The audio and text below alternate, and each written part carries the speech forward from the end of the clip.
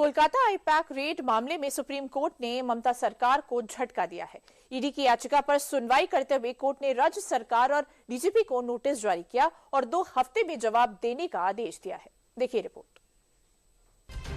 कोलकाता में आईपीएसी के ऑफिस पर हुई रेड मामले में ईडी की याचिका पर सुप्रीम कोर्ट में गुरुवार को सुनवाई हुई।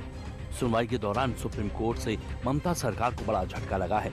सुप्रीम कोर्ट ने अगली सुनवाई तक ईडी अफसरों पर दर्ज एफआईआर पर रोक लगा दी है और पश्चिम बंगाल सरकार और राज्य के डीजीपी को नोटिस जारी किया है। अदालत ने दोनों को 2 हफ्ते में जवाब देने का आदेश दिया है। सुप्रीम कोर्ट ने सुनवाई के दौरान और क्या-क्या कहा, आइए ये भी जानते हैं। सुप्रीम कोर्ट ने कहा है कि ईडी के पास चुनावी कार्यों या पार्टी गतिविधियों में दखल देने का कोई अधिकार नहीं है, लेकिन इसके साथ ही ये भी कहा है कि राज्य सरकार की एजेंसियों को भी केंद्रीय जांच में हस्तक्षेप करने का अधिकार नहीं है। कोर्ट के अनुसार ये मामला देश में कानून के शासन और संवैधानिक संस्थाओं के स्वतंत्र कामकाज पर गंभीर सवाल उठाता है।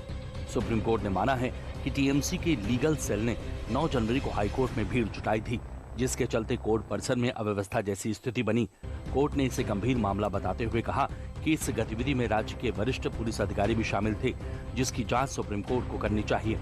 कोर्ट ने प्राथमिक दृष्टि से स्वीकार किया है कि केंद्रीय एजेंसी की रेड में राज्य सरकार के हस्तक्षेप का मामला बेहद गंभीर है और अगर इस तरह की घटनाओं को रोका नहीं गया तो कानूनहीनता बढ़ने का खतरा है। कोर्ट ने दोहराया कि ये मामला केवल एक रेड या टकराव का नहीं, बल्कि कानून के शासन के लिए महत्वपूर्ण संवैधानिक मुद्दा है। ये मैटर में आज जो नोटिस हुआ है और नोटिस किया है, ईडी का जो रिट पिटीशन फाइल किया और लोग का ऑफिसर का रिट पिटीशन फाइल किया, उसमें नोटिस हुआ है और उसमें जो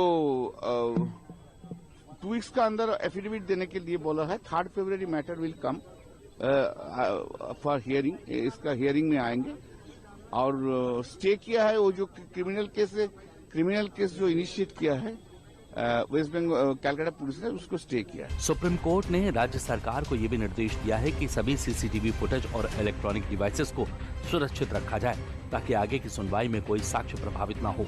इस मामले की अगली सुनवाई 3 फरवरी को होगी।